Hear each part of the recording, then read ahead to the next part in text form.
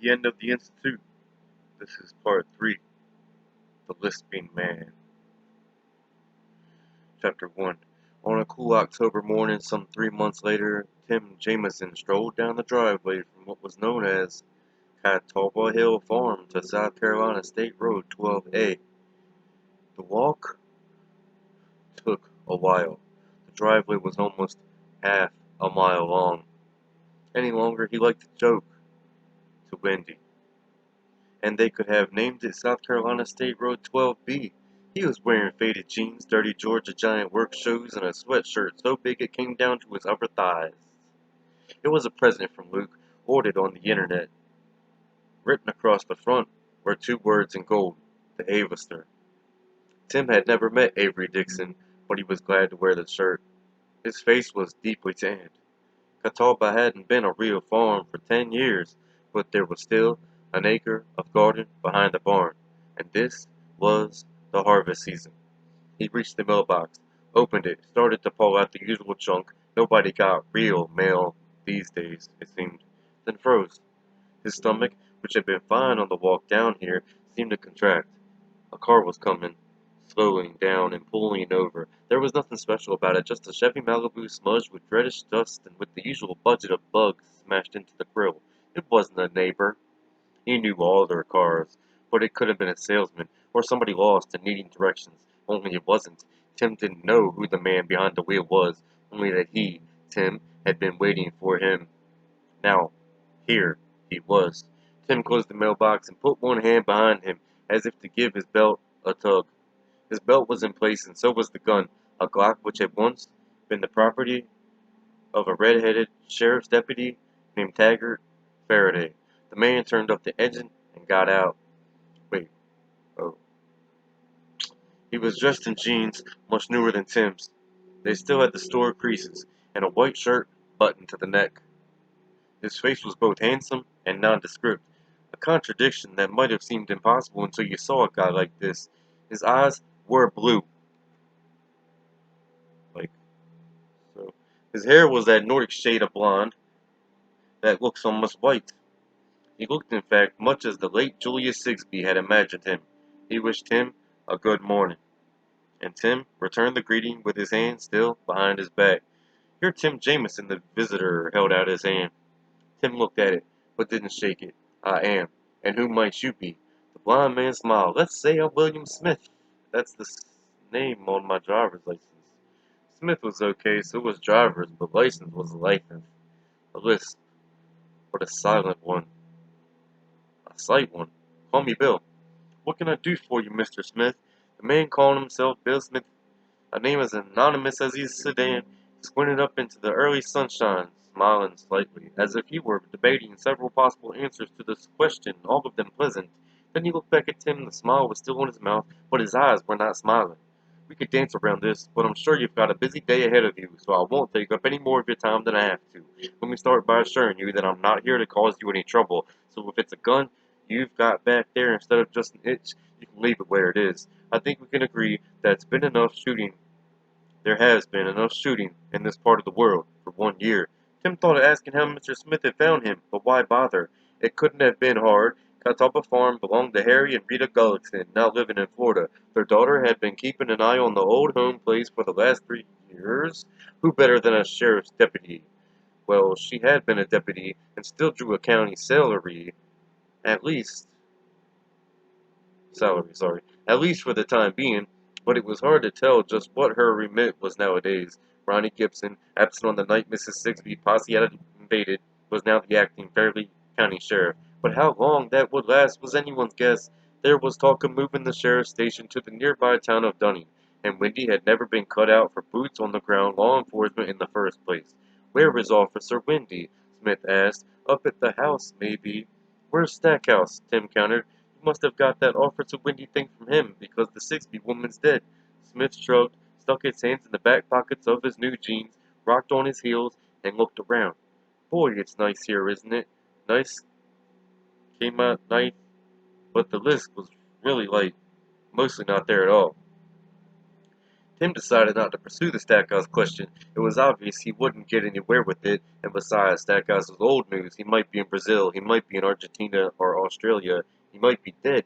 It made no difference to Tim where he was, and the man with the list was right. There was no point in dancing. Deputy Gullickson is in Colombia, at a closed hearing about the shootout that happened last summer. I assume she has a story these committee folk will buy. Tim had no interest in confirming this assumption. She'll also attend some meetings where the future of law enforcement here in Fairleigh County will be discussed, since the goons you sent wiped most of it out. Smith spread his hands. I and the people I work with had nothing to do with that. Mrs. Sigsbee acted entirely on her own. Maybe true, but also not true. Tim could have said she acted because she was afraid of you and the people you work with. I understand that George, Isles, and Helen Sims are gone, Mr. Smith said. Sims came out Simp. Young Mr. Isles to an uncle in California, Miss Sims to her grandparents in Delaware. Tim didn't know where the lisping man was getting his information. Norbert Hollister was long gone. The Dupre Motel closed with a for sale sign out front that would possibly stay there for a long time. But it was good information. Tim had never expected to go unnoticed. That would have been naive. But he didn't like the depth of Mr. Smith's knowledge about the kids. That means that Nicholas Wilholm and Kalisha Benson are still here. And Luke Ellis, of course. The smile reappeared, thinner now, the author of all our misery. What do you want, Mr. Smith? Very little, actually. We'll get to it. Meanwhile, let me compliment you, not just on your bravery, which was apparent on the night you stormed the Institute pretty much single-handed, but on the care you and Officer Windy have shown in the aftermath. You've been parceling them out, haven't you? Isles first, about a month after returning to South Carolina, the Sims girl 2 weeks after him, both with stories about being kidnapped for unknown reasons, held for an unknown length of time at an unknown location, then set free. Also, for unknown reasons, you and Officer Windy managed to arrange all that while you must have been under some scrutiny yourselves. How do you know all this? It was the lisping man's turn not to answer, but that was all right. Tim guessed at least some of his information had come direct from the newspapers and the internet. The return of kidnapped children was always news. When do Wilholm and Benson go? Tim considered this and decided not to answer. Nicky leaves this Friday, to his uncle and aunt in Nevada. His brother is already there. Nick's not crazy about going, but he understands he can't stay here. Kalisha will stay another week or two. She has a sister, 12 years older, in Houston. Kalisha is eager to reconnect with her. This was both true and not true. Like the others, Kalisha was suffering from PTSD, and their stories will also stand up to police scrutiny. Yes, the stories are simple enough, and of course they're all afraid of what might happen to them if they told the truth. Tim paused. Not that they'd be delivered. And young Mr. Ellis, what about him? Luke stays with me. He has no close family and nowhere to go. He's already returned to his studies. They soothe him. The boy is grieving, Mr. Smith, grieving for his parents, grieving for his friends. He paused, looking hard at the blond man. I suspect he's also grieving for the childhood your people stole from him. He waited for Smith to respond to this. Smith did not, so Tim went on. Eventually, if we can work out a story that's reasonably watertight, he'll pick up where he left off. Double enrollment at Emerson College and MIT. He's a very smart boy. As you well know, he didn't need to add. Mr. Smith, do you even care? Not much, Smith said. He took a pack of American spirits from his breast pocket. Smoke? Tim shook his head. I rarely do, Mr. Smith said, but I've been in speech therapy for my lisp, and I allow myself one as a reward when I am able to control it in conversation, especially a long and rather intense one, such as we are having. Did you notice that I have a lisp? It's very faint.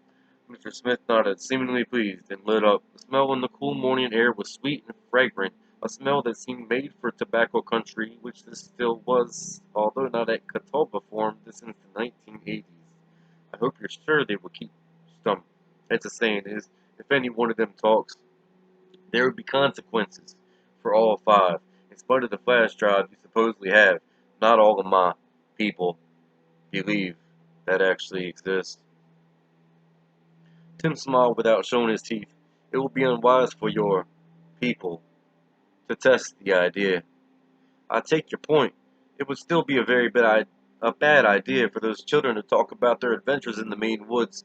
If your communication with Mr. Isles and Miss Sims, you might want to pass that along, or perhaps Wilholm, Benson, and Ellis can get in touch with them by other means. Are you talking about telepathy? I wouldn't count on that. It's reverting to what it was before your people took them. Same with the telekinesis. He was telling Smith what the children had told him, but Tim wasn't entirely sure he believed it all. He knew, for certain, was that awful hum had never come back.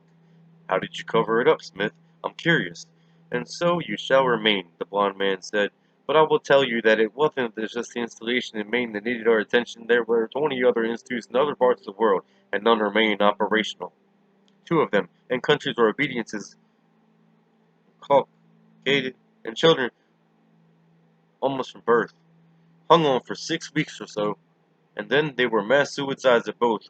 The word came out, suicides.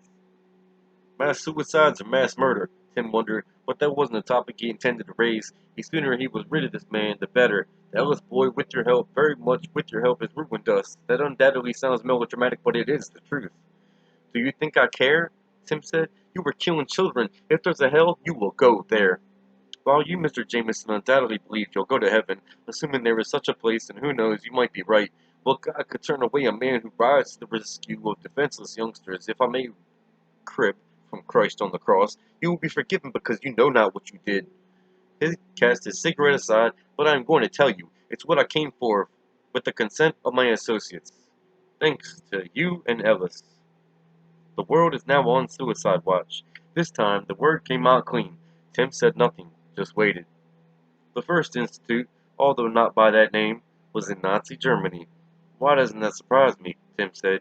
And why be so judgmental? The Nazis were onto nuclear fission before America. They created antibiotics that are still used today. They more or less invented modern rocketry, and certain German scientists were running ESP experiments with Hitler's enthusiastic support.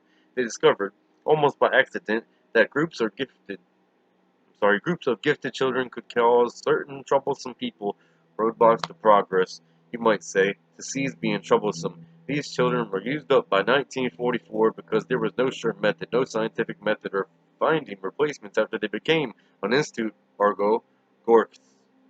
The most useful test for Latin psychic ability came later. Do you know what that test was? BDNF, brain-derived neurotrophic factor. Luke said that was the marker. Yes, he's a smart boy, all right. Very smart. Everyone involved now wishes they'd left him alone. His BDNF wasn't even that high. I imagine Luke also wishes you'd left him alone, and his parents. Now why don't you go ahead and say your piece? All right. There were conferences both before and after the Second World War ended. If you remember any of your 20th century history, you'll know about some of them. I know about Yalta, Tim said. Roosevelt, Churchill, and Stalin got together to basically carve up the world. Yes, that's the famous one, but the most important meeting took place in Rio de Janeiro, and no government was involved, unless you want to call the group that met, and their successors down through the years. A kind of shadow government. We, knew about the German children, and set about finding more. By 1950, we understood the usefulness of BDNF. Institutes were set up, one by one, in isolated locations. Techniques were refined. They have been in place for over 70 years, and by our count, they have saved the world from nuclear holocaust over 500 times. That's ridiculous, Tim said harshly. A joke. It's not. Let me give you one example. At the time that the children revolted at the Institute in Maine, a revolt that spread like a virus to all the other institutes, they had begun working to cause the suicide of an evangelist named Paul Weston. Thanks to Luke Ellis, that man still lives. 10 years from now, he'll become a close associate of a Christian gentleman who will become America's Secretary of Defense. Weston will convince the Secretary that war is imminent. The Secretary will convince the President, and that will eventually result in a preemptive nuclear strike. Only a single missile, but it could start all the dominoes falling. That part is outside our range of prediction. You couldn't possibly know a thing like that. How do you think we picked our targets, Mr. Jameson? Out of a hat? Telepathy, I suppose. Mr. Smith looks like a patient teacher with a slow pupil. TKs move objects, and TPs read thoughts, but neither of them are able to read the future. He drew out his cigarette again. Sure you won't have one? Tim shook his head. Smith lit it up. Children such as Luke Ellis and Kalisha Benson are rare, but there are other people who are rarer still, more precious than the most precious metal, and the best thing about them, their talents don't fade with age or destroy the minds of the users. Tim caught movement in the corner of his eye and turned. Luke had come down the driveway. Further up the hill, Annie Ladobe was standing with a shotgun broken open over her arm. Flanking her were Kalisha and Nicky. Smith didn't see any of them yet. He was gazing out over the hazy distance to the small town of Debray and the glittering railroad tracks that ran through it. Annie now spent much of her time at Catawba Hill. She was fascinated by the children, and they seemed to enjoy her. Tim pointed at her, then patted the air with his hand. Hold your position. She nodded and stood where she was, watching. Smith was still admiring the view, which really was very fine. Let's say there's another institute, a very small one, a very special one, where everything is first class and state of the art. No outdated computers or crumbling infrastructure there. It's located in a completely safe place. Other institutes exist in what we thought of as hostile territory, but not this one. There are no tasers, no injections, no punishments. There is no need of subjecting the residents of this special institute to near-death experiences such as the immersion tank to help open them to their deeper abilities. Let's say it's in Switzerland. It might not be, but it will do. It is on neutral ground because many nations have an interest in its upkeep and continued smooth operation. A great many. There are currently 6 very special guests in this place. They are not children anymore, unlike the TPs and TKs in the various institutes. Their talents do not thin and disappear in their late teens and early 20s. 2 of these people are actually quite old. Their B, D, and F levels do not correlate with their very special talents. They are unique in that way, and thus very hard to find. We were searching constantly for replacements, but now that search has been suspended, because it hardly seems there's any point. What are these people? Precogs, Luke said. Smith wheeled around, startled. Why, hello, Luke, he smiled, but at the same time drew back a step. Was he afraid? Tim thought he was. Precogs, that's exactly right. What the hell are you talking about? Tim asked. Precognition, Luke said. People who can see into the future. You're kidding, right? I'm not, and he's not, Smith said. You could call those 6 our DO line, a defunct Cold War acronym meaning distant, early, warning. Or if you'd like to be more up to date, they are our drones, flying into the future and marking out places where great conflagrations will start. We only concentrate on stopping the big ones. The world has survived because we've been able to take these proactive measures. Thousands of children have died in the process of this particular, but billions of children have been saved. He turned to Luke and smiled. Of course you understood. It's a simple enough deduction. I understand you're also quite the math whiz, and I'm sure you see the cost-to-benefit ratio. You may not like it, but you see it. Annie and her 2 young charges had started down the hill again, but this time Tim didn't bother motioning them back. He was too stunned by what he was hearing. I can buy telepathy, and I can buy telekinesis. But precognition? That's not science. That's carnival bullshit. I assure you it's not, Smith said. Our precogs found the targets. The TKs and TPs working in groups to increase their power, eliminated them. Precognition exists, Tim, Luke said quietly. I knew even before I escaped the Institute it had to be that. I'm pretty sure Avery did, too. Nothing else made sense. I've been reading up on it since we got here. Everything I could find, the stats are pretty much irrefutable. Kalisha and Nikki joined Luke. They looked curiously at the blond man who called himself Bill Smith. But neither spoke. Annie stood behind them. She was wearing her cerate, although the day was warm and looked more like a Mexican gunslinger than ever. Her eyes were bright and aware. The children had changed her. Tim didn't think it was their power. In the long term, that caused the opposite of improvement.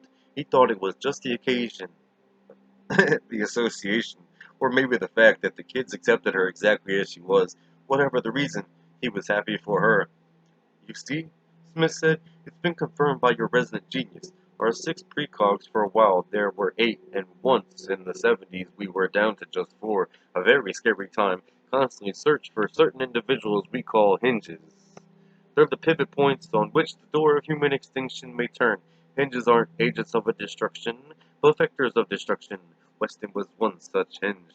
Once they're discovered, we investigate them, background them, surveil them, video them.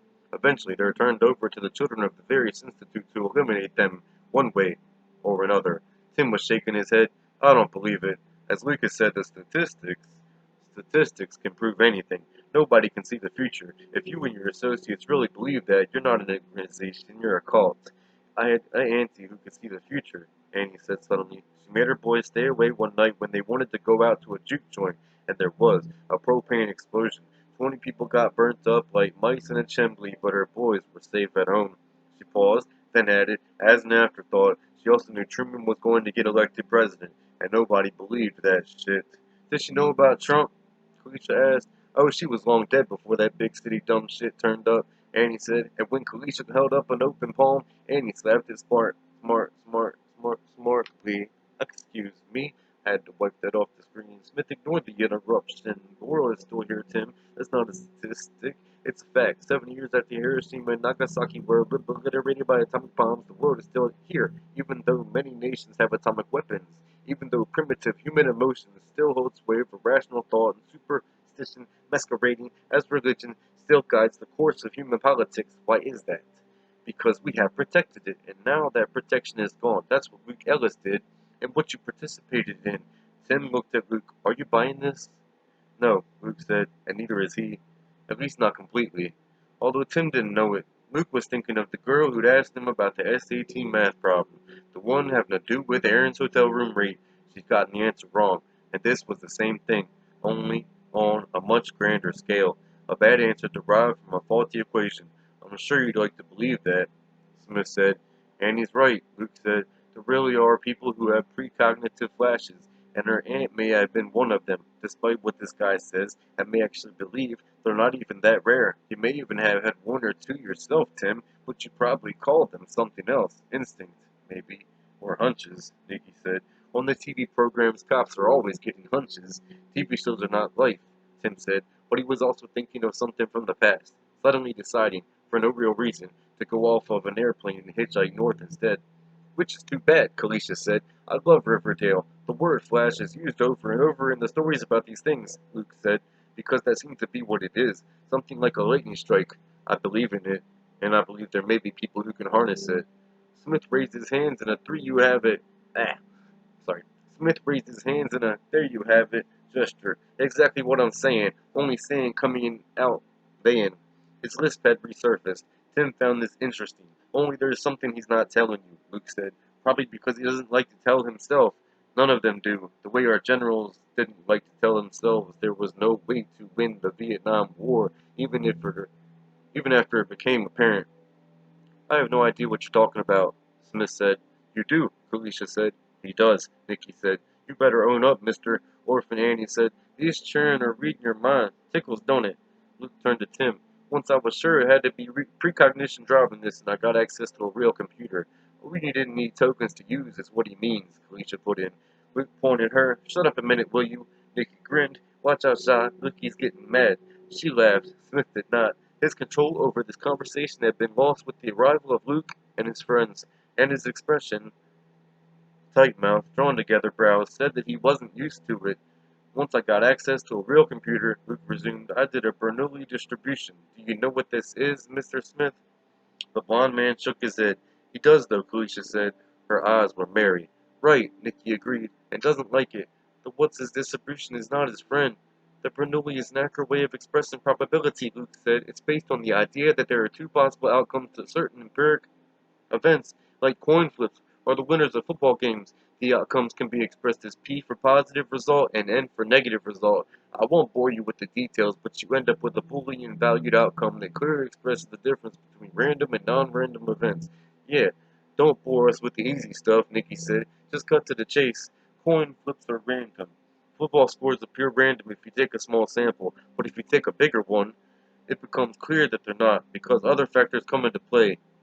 Then it becomes a probability situation. And if the probability of A is greater than the probability of B, then in most cases, A will happen. You know that if you ever bet on a sporting game, right?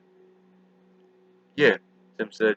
You can find the odds and the likely point spread in the daily paper.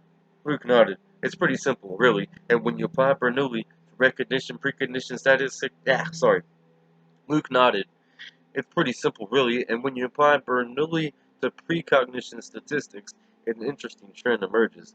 Annie, how soon was the fire after her aunt had her brainwave about keeping her sons home? That very night, Annie said. Luke looked pleased, which makes it a perfect example. The Bernoulli distribution I ran shows that precognitive flashes, or visions, if you like that word better, tend to be most accurate when the predicted event is only hours away. When the time between the prediction and the event predicted becomes longer, the probability of the prediction coming true begins to decline. Once it becomes a matter of weeks, it pretty much falls off the table, and P becomes N. He turned his attention to the blond man. You know this, and the people you work with know it. They've known it for years, for decades in fact. They must have. Any math wonk with a computer can run a Bernoulli distribution. It might not have been clear when you started this thing in the late 40s or early 50s, but by the 80s you had to know. Probably by the 60s. Smith shook his head. You're very bright, Luke, but you're still just a child. And children indulge in magical thinking. They bend the truth until it conforms to what they wish were true. Do you think we haven't run tests to prove the precognitive capabilities of our group? His lisp was growing steadily worse. We run new tests. Every time we add a new precog, they're tasked with predicting a series of random events such as the late arrivals of certain planes, news events such as the death of Tom Petty, the bricks that vote, vehicles passing through certain intersections even. This is a record of successes, recorded successes, going back almost 3/4 of a century. 3/4 of a century? But your tests always focus on events that are about to occur soon, Kalisha said. Don't bother to deny it. It's in your head like a neon sign. Also, it's logical. What use is a test when you can't grade the results for 5 or 10 years? She took Nikki's hand, Luke stepped back to Tim, and took Kalisha's. And now Tim could hear that humming again. It was low, but it was there. Representative Berkowitz was exactly where our precog said he would be on the day he died, Smith said, and that prediction was made a full year before. Okay, Luke said, but you targeted people, Paul Weston for one, based on predictions about what's going to happen in 10, 20, even 25 years. You know they're unreliable. You know anything can happen to turn people in the events they're part of in a different direction. Something as trivial as a missed call can do it. But you go on just the same. Let's say you have a point, Smith said, but isn't it better to be safe rather than sorry? Safe. Sorry.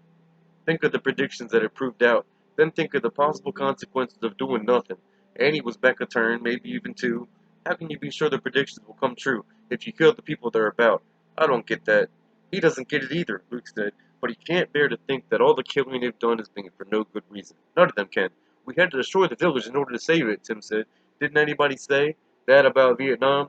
If you're suggesting that our precogs have been stringing us along, making things up, can you be sure they haven't? Luke countered. Maybe not even consciously, but it's a good life they have there, isn't it? Cushy, not maybe like the ones we had in the Institute, and maybe the predictions are genuine at the time they're made. It still doesn't take random factors into consideration. Or God, Felicia said suddenly. Smith, who had been playing God for God knew how long, raised a sardonic smile at this. Luke said, You understand what I'm saying. I know you do. There are too many variables. Smith was silent for a moment, looking out at the view, and then he said, Yes, we have math guys, and yes, the Bernoulli distribution has come up in reports and discussions, for years now in fact. So let's say you're right. Let's say our network of institutes didn't save the world from nuclear destruction 500 times. Suppose it was only 50, or 5. Wouldn't it still be worth it? Very softly, Tim said no. Smith stared at him as if he were insane. No? You say no? Sane people don't sacrifice children on the altar of probability. That's not science, it's superstition. And now I think it's time you left. We'll rebuild, Smith said. If there's time, that is. With the world running downhill like a kid's jalopy with no hand to guide it, I also came to tell you that. And to warn you. No interviews, no articles, no threads posted on Facebook or Twitter. Such stories will be laughed at by most people anyway, but they would be taken very seriously by us. If you want to ensure your survival, keep quiet. The hum was growing louder, and when Smith removed his American spirits from his shirt pocket, his hand was shaking. The man who had gotten out of the nondescript Chevy had been confident and in charge, used to giving orders and having them carried out ASAP. The one standing here now, the one with the heavy lisp and the sweat stains creeping out from the armpits of his shirt, was not that man. Think you better go, son, Annie advised him very softly, maybe even kindly. The cigarette pack dropped from Smith's hand. When he bent to pick it up, it skittered away, although there was no wind. Smoking is bad for you, Luke said. You don't need a precog to tell you what'll happen if you don't stop. The Malibu's windshield wiper started up, the lights came on. I'd go, Tim said. While you still can. You're pissed about the way things have worked out. I got that. But you have no idea how pissed these kids are. They were. On ground zero. Smith went to his car and opened the door. Then he pointed a finger at Luke. You believe what you want to believe, he said. We all do, young Mr. Ellis. You'll discover that for yourself in time, and to your sorrow. He drove away, the car's rear tires throwing up a cloud of dust that rolled towards him and the others, and then veered away, as if blown by a puff of wind none of them could feel. Luke smiled, thinking George couldn't have done it better. Might have done better to get rid of him, Annie said matter-of-factly. Plenty of room for a body out of the garden. Luke sighed and shook his head. There are others. He's only the point man. Luke sighed and shook his head. There are others. He's only the point man. I repeat. Luke sighed and shook his head. There are others. He's only the point man. Besides, Kalisha said, then we'd be like them. Still, Mickey said dreamily. He said no more, but Tim didn't have to be a mind reader to get the rest of his thought. It would have been nice. Alright, one more video, and that will be the end of the Institute. Part 3.